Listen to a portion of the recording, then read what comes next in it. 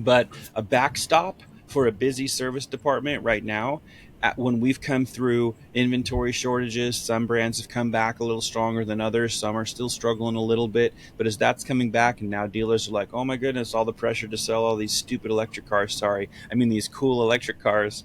They get all this pressure to do all of that.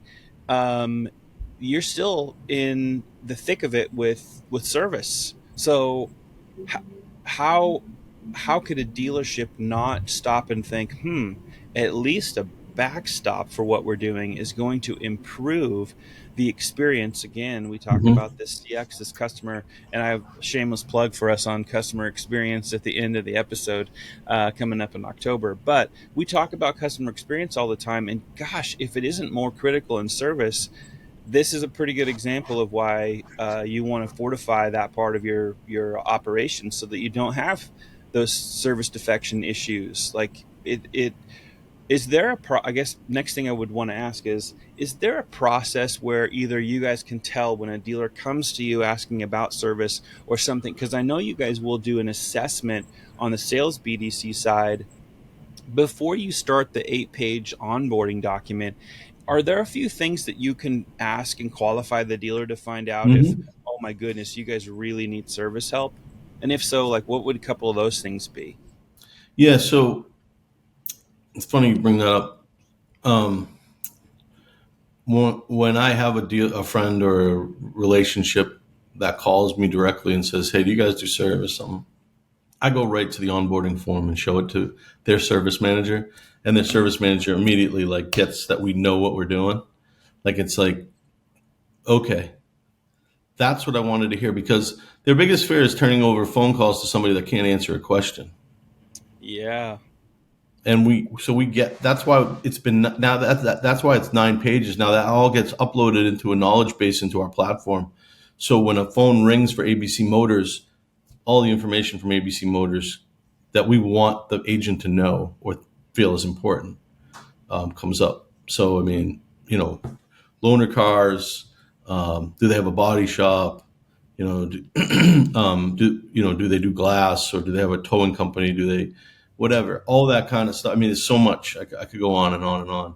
Recall Yeah. process, so we want to be.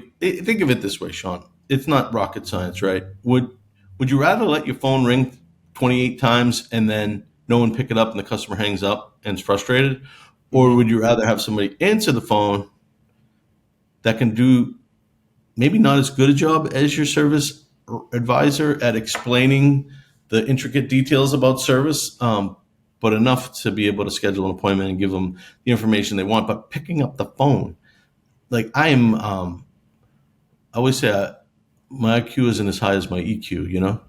I have this like emotional like feeling for customers when I think about because I'm a customer, just like you said, and when someone's not picking up the phone, you're basically delivering a message that says you're not that important to me.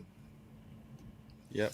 If you deliver that too often, yeah, right now your service drive might be full, but one of the challenges dealers are going to have in the next couple of years, because new car sales have dropped significantly 3 years in a row, is having as much business in the future.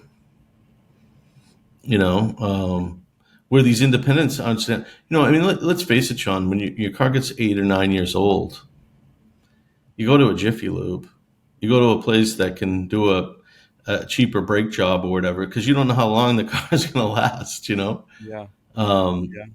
that first year to 5 or 6 years, that's where you want your customers to make sure you don't lose any of them, they don't defect. Well, I think the average age of a used car right now is 12 years. Yeah. The average age of a car, I could be wrong. I'm pretty sure I heard that stat, but Well, 12. Let's say it's 10. That's a long okay. time to own a car. Yeah. Yeah.